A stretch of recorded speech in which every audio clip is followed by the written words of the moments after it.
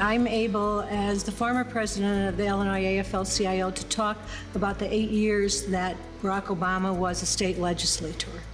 Before he came to the state Senate, he worked with the steel workers and those who were laid off from plants. And he said to me one day in the state capitol, "Margaret, I know how important a union card is." But I said, "How come?" And he said, "Because the difference when I was in community organizing between having a union card and not meant you had the solidarity of your brothers and sisters to help you find another job, get some training, work out your problems. That didn't happen for the other folks." Barack Obama cares about workers and their families in so many ways. I'm voting for Obama. Obama. Obama. Well, first I was with Hillary Clinton. She was my first choice, but it was no problem getting behind Obama. I'm going to vote for Barack Obama because I think he will help the middle-class people and put people back to work in this country. He wants to modernize health care. He wants to have stricter rules with NAFTA. I like the fact that he's a Christian, I'm a Christian. I know Obama gets working people. We can't take 4 more years of this current administration, and that's what we'll get with John McCain. Everything that the American working man stands for, John McCain's against. What's happened in 8 years is going to take a long time to reverse, but it gives us hope. Everybody just needs to get out and vote. If they want to see things change in this country, that Barack Obama's the way to go. If you talked about the issues and you let them know what Barack stands for and you let them know what John McCain stands for, I don't care whether you're a union or what you are, you're going to have an awful lot of money not to vote for Barack.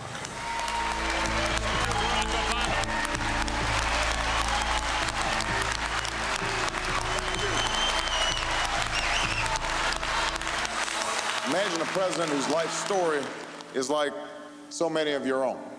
Who knows what it's like to go to college on student loans or to see a mother get sick and worry that maybe she can't pay the bills?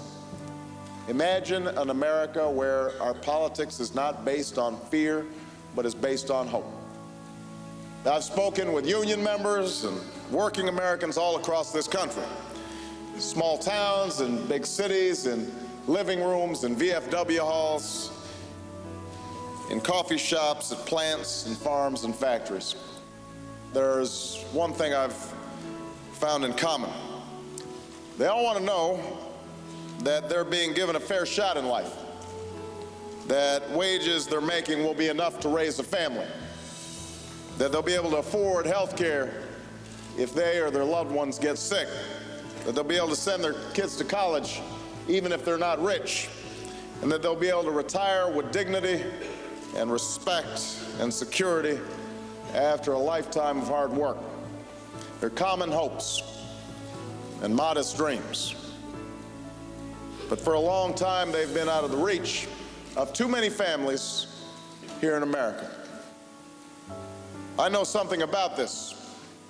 The reason I turned down a job on Wall Street and went to work as a community organizer in Chicago more than 2 decades ago was to help neighborhoods that had been devastated by the closing of steel plants all across the south side of Chicago. And I worked with churches and with unions to organize job training for those who'd been put out of a job.